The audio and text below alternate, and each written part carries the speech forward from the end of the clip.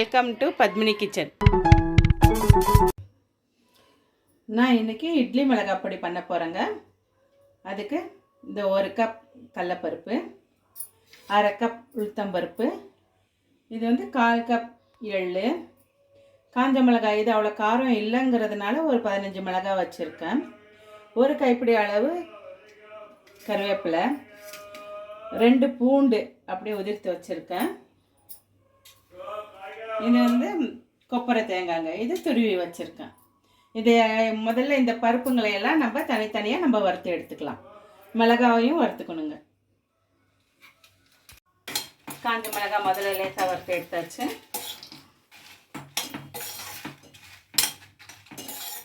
காஞ்ச மிளகாய் வறுத்துட்டேன். இப்போ கடலைப்பருப்பு போடலாம். கடலைப்பருப்பு 1 கப்புனாக்கா நம்ம உளுத்தம்பருப்பு வந்து 1/2 கப் போடணுங்க. உளுத்தம்பருப்பு நிறைய ஆயிடுச்சுன்னா உளுத்தம்பருப்பு வாசனையாக அடிக்கும். இதையும் நல்லா செவக்க வறுக்கணும். 1 ஸ்பூன் எண்ணெய் ஊற்றிக்கலாம். நல்லா செவக்க வறுக்கணும். இது பாருங்கள், கடலைப்பருப்பு செவக்க வறுத்து எடுத்தாச்சு. இப்போ உளுத்தம்பருப்பு வறுத்துட்டு இருக்கேன். இது ஆன உடனே உளுத்தம்பருப்பு வறுத்த உடனே எள்ளையும் வறுத்து எடுத்துடணும்.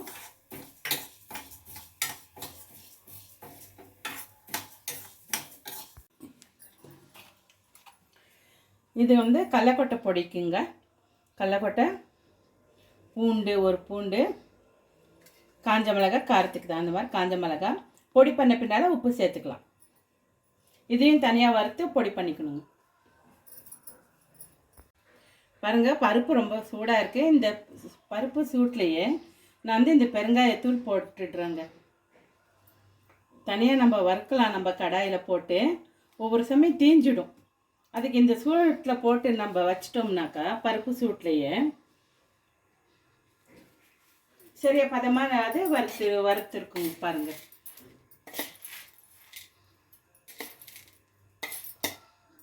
இது வாசனை வர்ற மாதிரி வாசனை வர்ற அளவுக்கு இது வறுத்துருக்குங்க.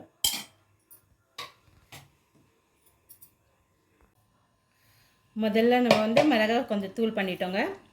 இப்போ இந்த பருப்பில் வந்து 1 ஸ்பூன் வந்து 1 டேபிள் ஸ்பூன் அளவு பெருங்காயத்தூள் போட்டிருக்கேன். இந்த பருப்பை முதல்ல நம்ம தூள் பண்ணிக்கலாம். இது பாதி தூள் ஆன பின்னால் அப்புறமா நம்ம எள்ளு, கொப்பரை தேங்காய், பூண்டு, கருவேப்பிலை இதையும் போட்டு கலந்து நம்ம மிக்ஸியில் நம்ம அரைச்சிக்கலாங்க. கடைசியில் உப்பு சேர்க்கணும்.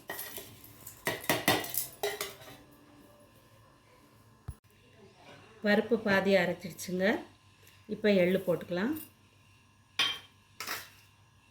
எள்ளு, கருவேப்பிலை பச்சையாக தாங்க கருவேப்பிலை போடணும். பூண்டு எல்லாம் பச்சையாக தான் போடணும். அப்புறம் தேங்காய், அதாவது கொப்பரை தேங்காய்,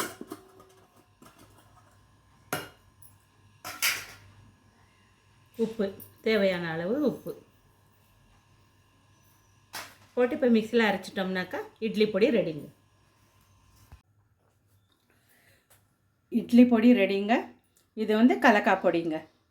என்னோடய சேனல் பிடிச்சிருந்துச்சுன்னா சப்ஸ்கிரைப் பண்ணுங்கள், ஷேர் பண்ணுங்கள், கமெண்ட் பண்ணுங்கள்.